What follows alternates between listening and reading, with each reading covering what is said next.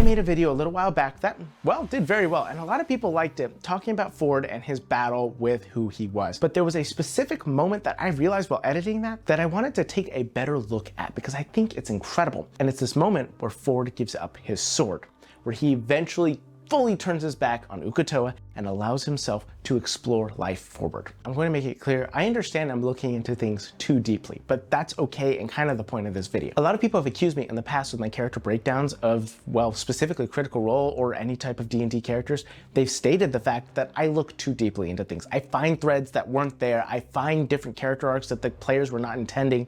And let me be honest, I know that. I am perfectly aware that a lot of what I'm looking into here is not something they ever even thought about.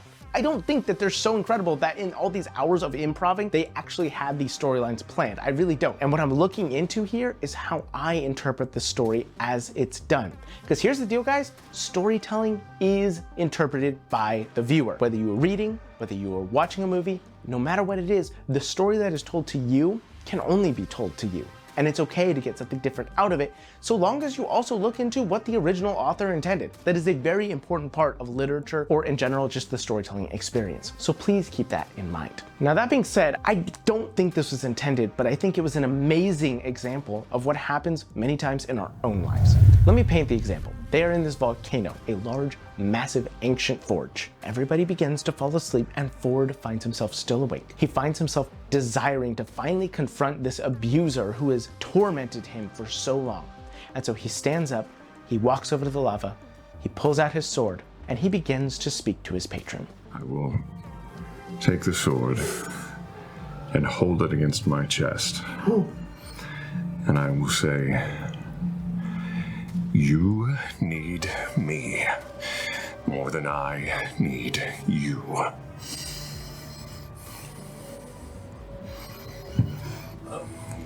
Give it back.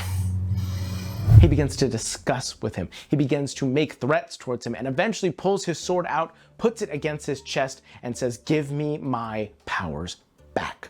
You need me far more than I need you. Now, this one step is one thing I want to talk about, because what he has stated here is, you need me. You have made me feel worthless. You have made me feel downtrodden, but you need me, and I'm recognizing that, and I'm forcing you to acknowledge it. This is many times something that we have to do in toxic relationships in our own lives. We have to address the fact that somebody has belittled us, has made us feel less than, but we have to address it and state, no, I am worth it. But here's the thing, what he ends up doing is more harmful than good, and this is what I want to talk about. Fjord begins to drive this sword into his chest. And this moment of trying to break away from his abuser, from trying to gain power over them, he begins harming himself.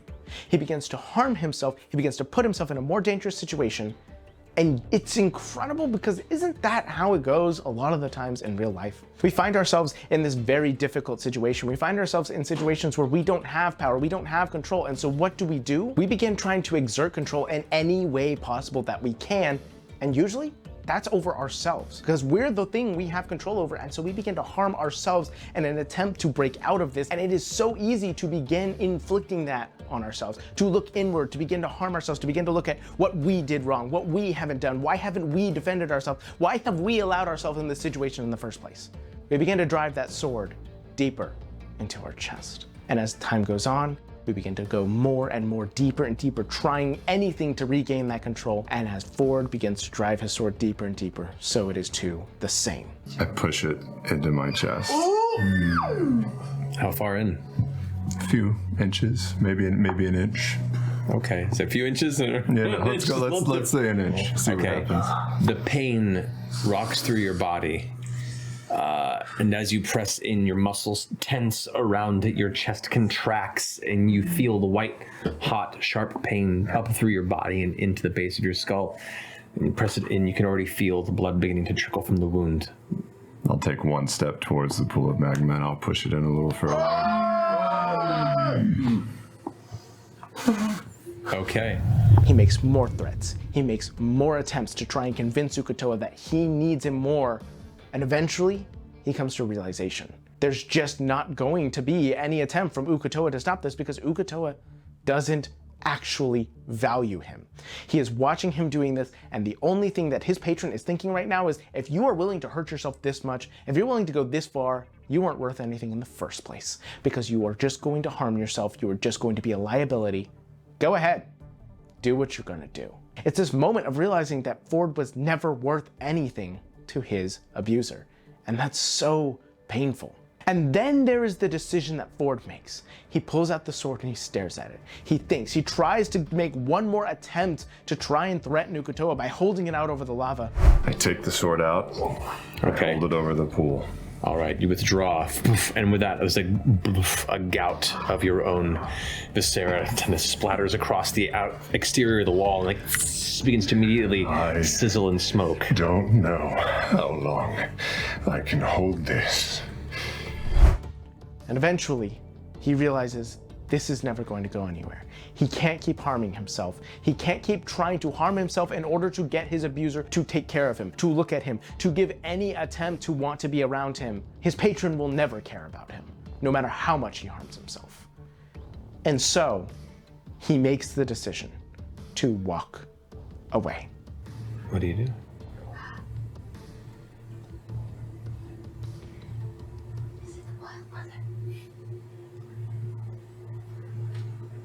I'll pull the blade back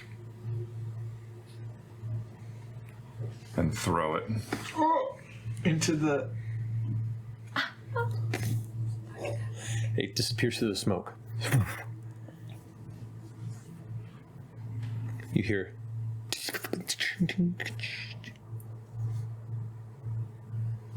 The smoke dissipates in the direction of where you threw it about a moment later. And there you can see it resting and slowly sinking into the molten rock.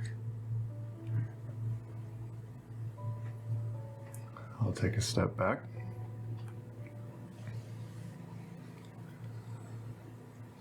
Does it disappear under the... If you wait a few moments, it probably will. I'll wander over to the group and wake up Caduceus. In that moment, that is when he is chosen to be free. He has realized that this is not worth it. It is not worth harming himself to try and get this. What he needed to do was give it up and walk away. No longer allow this entity that did not care a bit about him to hold this control over him, because they had never done anything but harm him. And it is so freeing to see that in a story. And again, I don't think that that was fully intended. I think that was just a moment of roleplay, very good roleplay. I don't think that Travis was thinking about all those themes, but watching it all come together is why D&D tabletop games storytelling is so incredible, because you can see those moments play out, not because it was planned, but because somebody was just being human. Someone had put themselves in their character's shoes and said what would happen. And we get to see the most human of responses, the most genuine performances, because it's not trying to be a character necessarily. You're putting yourselves in the shoes of another person and saying, what would they do? And so we see the most realistic reactions. And it's why these stories resonate so much with everybody, because it's just genuine. It's just being human. It's just playing tabletop games. And it's why this storytelling medium is so beautiful, incredible, and will never be replaced by another type of storytelling for me, because it's always going to be such an important part of my life, and hopefully for all of you guys. I know a lot of people say they don't like watching live plays, and that's okay, but this is why I love watching live plays. To see people tell stories in the most authentic ways possible. If you want to see some more breakdowns, I have some right here. Go out into the world and make it your own. We begin... What the flying fuck? Okay. Okay then. That just sort of happened. Obviously, I don't put that in the video.